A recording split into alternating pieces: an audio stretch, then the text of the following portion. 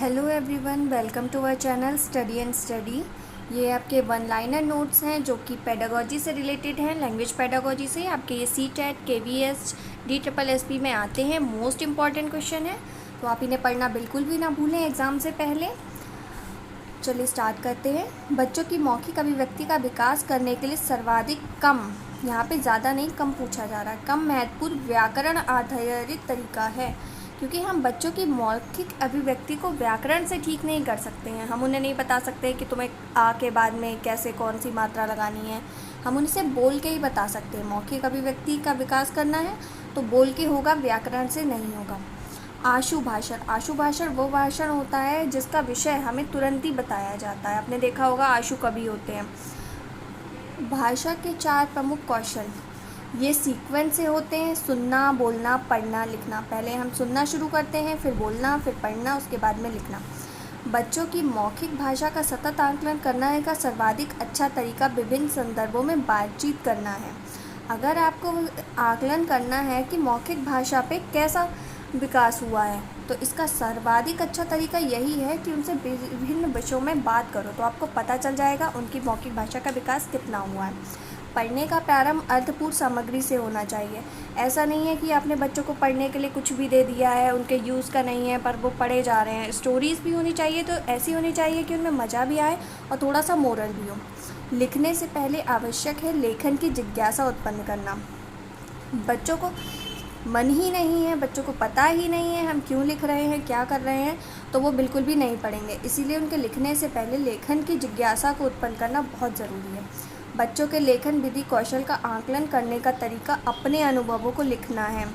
बच्चे क्या लिख सकते हैं, उन्हें लिखना कितना आता है, वो वाक्य कैसे बना लेते हैं, अगर ये आपको आकलन करना है तो इसका तरीका जो सबसे अच्छा है वो यही है। उन्हें कोई भी टॉपिक दे दो और उनसे कह दो इस पर अपने अनुभव लिखो, जिसमें मोस्टली हम क्या करते हैं, उनसे कह देते हैं अपनी नानी दादी को लेटर लिखो, या फिर कोई कहानी लिख के बताओ, या कुछ जो तुम्हें पसंद है वो चीज़ें लिख के बताओ।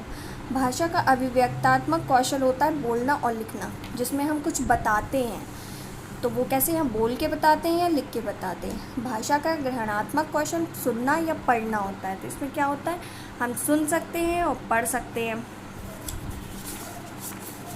चलिए आगे चलते हैं।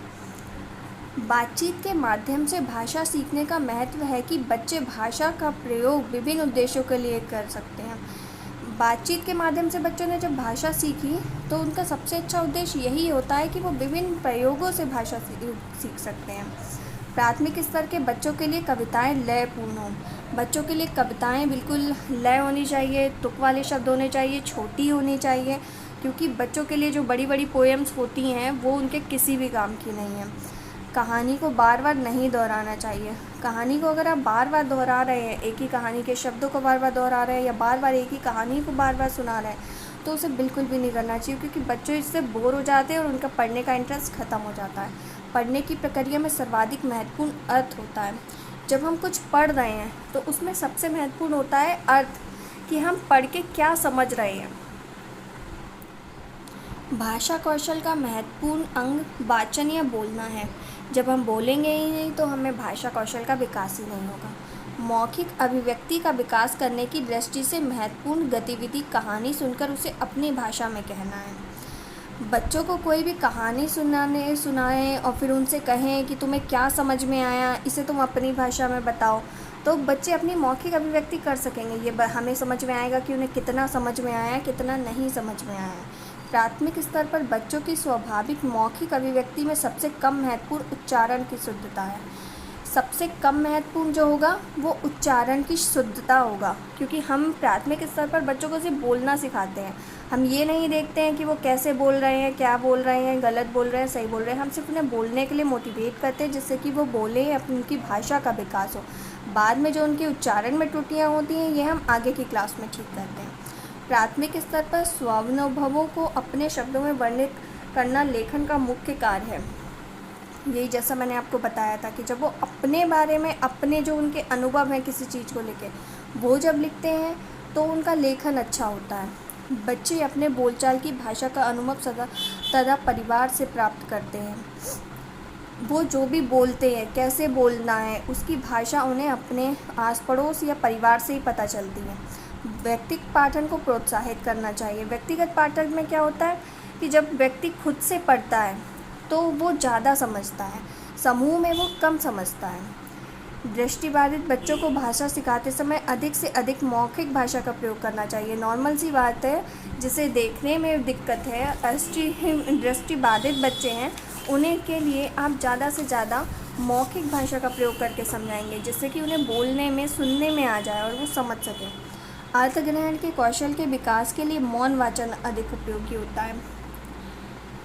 2 तरीके के वाचन होते हैं, सस्वर वाचन, मौन वाचन। सस्वर वाचन होता है बोल बोल के पढ़ना, मौन वाचन होता है बिल्कुल शांत होकर पढ़ना। जब हम किसी चीज़ का अर्थ ग्रहण करना चाहते हैं, कुछ समझना चाहते हैं, तो हमारे लिए मौन वाचन सबसे अच्छा होता है। हिंदी भाषा शिक्षण विधि जो होती है वह अनुकरण होती है, आगमन होती है, भाषा प्रयोगशाला होती है। ये 3 विधियाँ होती हैं जिनसे हम हिंदी भाषा को सीखते हैं।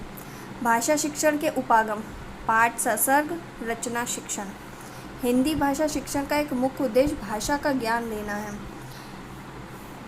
हमारी हिंदी जो हम नॉर्मल बोलते हैं वो हर जगह की क्षेत्र की बोली से प्रभावित रहती है, तो इसका मुख्य उद्देश्य यही होता है कि भाषा का ज्ञान हो सबको कि हमारी मेन भाषा हिंदी है कैसी। भाषा सीखने की क्षमता के अध्ययन संबंधी प्रयोग अधिकतर चिंपैंजी और बानरों पर हुए हैं। आपने देखे ही होंगे कि जितने भी ये बंदर होते हैं, चिंपैंजी वगैरह होते हैं, कहा भी जाता है ये हमारे पूर्वज हैं वगैरह वगैरह।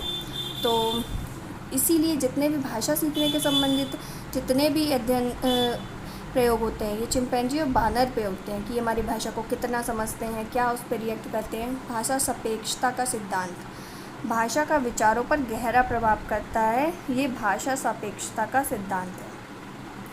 आज के लिए बस इतना ही। उम्मीद करती हूँ आपको हमारी क्लास पसंद आई होगी। ये नोट्स बहुत इंपॉर्टेंट है, इन्हें आप बिना पढ़े एग्ज़ाम में ना जाएं। अगर आपने ये कुछ नोट्स पढ़ लिए तो आपका लैंग्वेज का पेडागॉजी सेक्शन बिल्कुल कंप्लीट हो जाएगा। तो अगर ये वीडियो अच्छी लगी हो तो हमारे चैनल को लाइक, शेयर, सब्सक्राइब करना बिल्कुल भी ना भूलें।